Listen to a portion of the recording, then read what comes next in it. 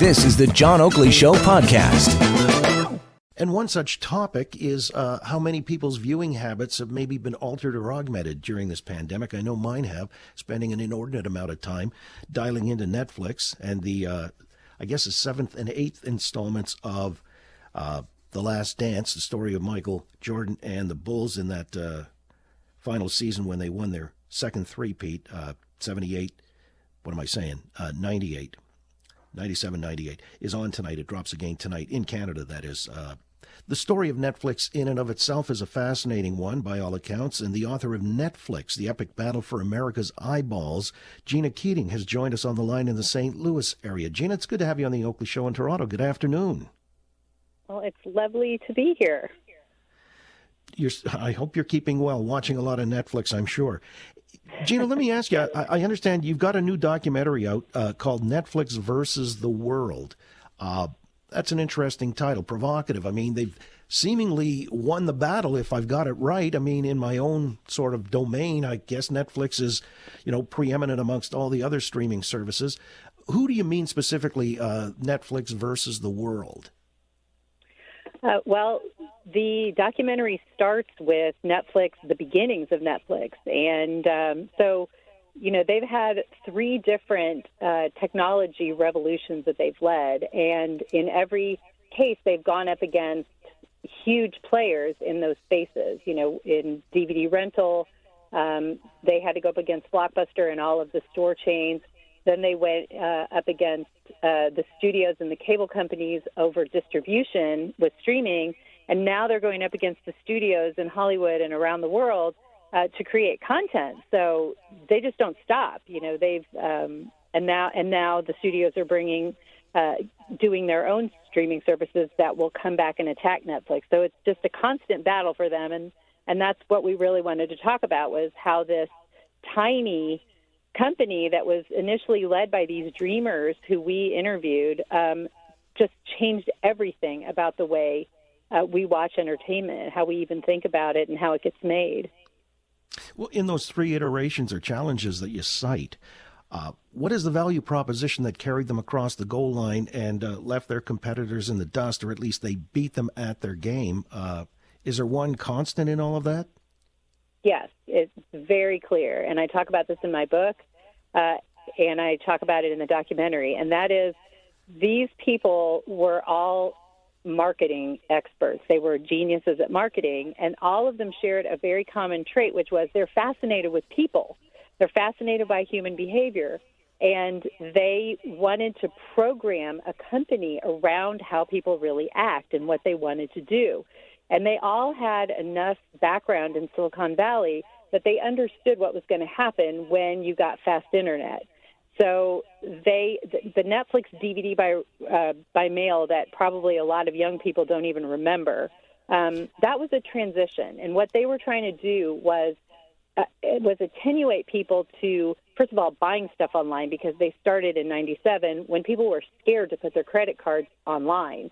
So they wanted to get people used to the idea of buying stuff and browsing through an online store, which was really unfamiliar, because they knew that if they could dominate that behavior, if they could teach people how to do that, that when the bigger issue of streaming came along, that people would be accustomed to going to Netflix. They would feel comfortable. They'd have an emotional attachment. And that's what they did right all the way through all these transitions. They created an emotional bond with consumers. And the most amazing thing that I found out when I was doing research for the book is that Mark Randolph, who is the co-founder of Netflix and the guy who actually had the idea, is related to Sigmund Freud and to another guy who in the United States was called the father of modern PR. His name is Edward Bernays, and he was quite famous. So that to me was so poetically beautiful, that this guy who changed everything about the way that we get entertainment now was related to these two psychoanalysis pioneers, if you will. It's fascinating that they built the better mousetrap and understood, where consumer tastes or technology were taking us. It's kind of quaint, like as you just suggested when you were talking about Blockbuster. Blockbuster was the big Megillah back in the day, and with their online video, or they had their stores, a chain of bricks and mortar stores as well. It was an interesting dynamic, though, that led to Netflix beating out Blockbuster because of the way, I guess it was a certain confluence or a dynamic that happened because how Blockbuster was structured and who took ownership of Blockbuster. Tell us that story where Netflix really just eclipsed Blockbuster and why.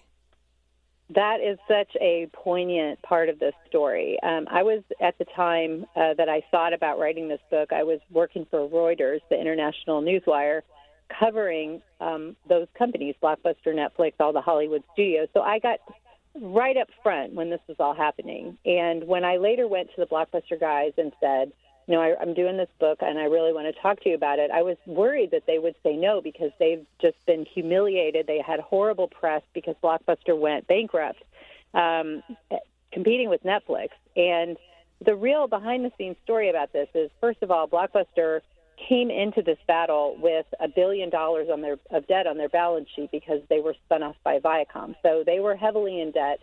But at the same time, they had about 25% of Blockbuster stores at that time were franchisees, and the franchisees were not excited about the idea of rental going online. I mean, it was inevitable, and John Antioco, who's in the movie, had to convince them that this was for their own good, and they really needed to participate in this. And it was just terrible. They didn't want to do it, so Blockbuster had those two anchors on it.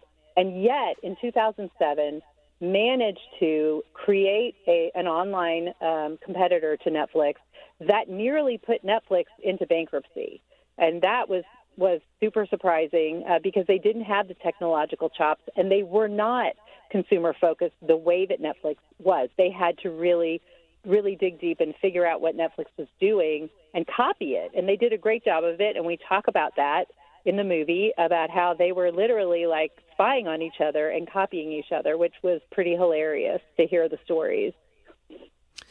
Well, the other idea that you cite as well in the book, that there were a difference in personalities and styles in the corporate raider Carl Icahn when he took over Blockbuster. That was sort of the beginning of the end. Why is that? Yes. Okay. So this was really interesting, and it just goes to show you that that egos, personalities with these CEOs are very important sometimes.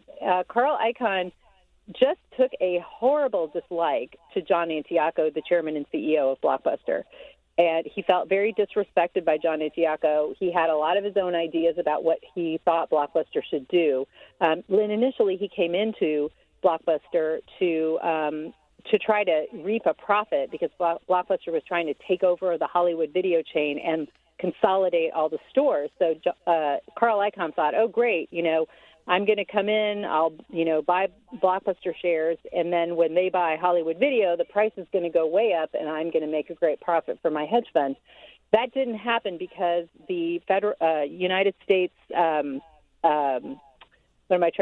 officials would not let Blockbuster take over Hollywood Video. They thought it was going to be kind of like a monopoly.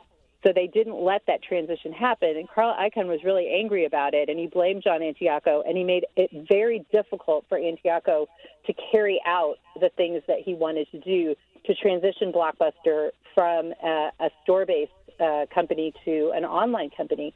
And their behind-the-scenes wrangling over John Antioco's bonus was really what put the nails in the coffin of Blockbuster. Blockbuster had caught Netflix.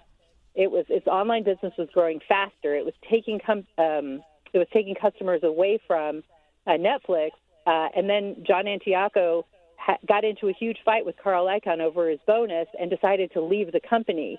And the guy that they put in his place had no clue how to run an online business, and he started emphasizing the stores and de-emphasizing Blockbuster Online, and Blockbuster went bankrupt as a result of that. And it was just a horrible, slow death, and so ironic and horrible for the people who worked so hard to try to catch Netflix. So we talk about that in the movie as well.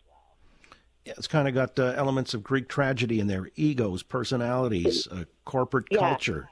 And it really does. I feel bad for them because everywhere they go, people think that that they made the biggest mistake and, that it was all their fault, but that's absolutely not the case. Well, you got to be nimble and change with the times and understand, I guess, technology. Easy for me to say in hindsight, but it looks now like this Leviathan that is Netflix. Let me ask you as we leave this, Netflix, is getting some heat from certain jurisdictions, in Europe and in this country as well, because they're not paying tax and people would like to see more of an investment.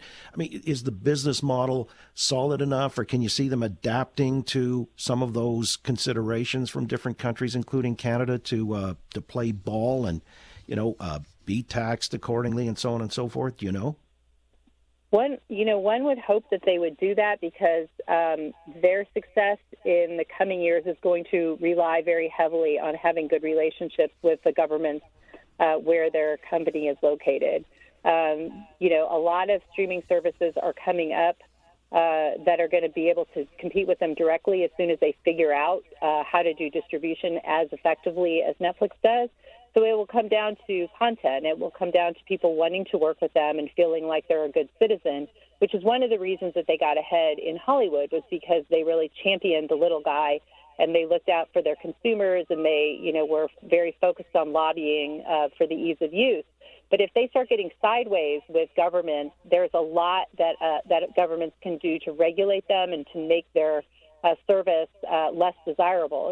Things having to do with broadband speeds and taxes and things like that. So it really behooves them to try to work those things out. So I think that the governments have a lot more leverage than they would think. They can prioritize their local people over Netflix. And so it's probably in Netflix's interest to play ball. Gina Keating, the author of Netflix, The Epic Battle for America's Eyeballs, and the new documentary is called Netflix versus the World. Where is it available, Gina? It's on Amazon Prime, ironically.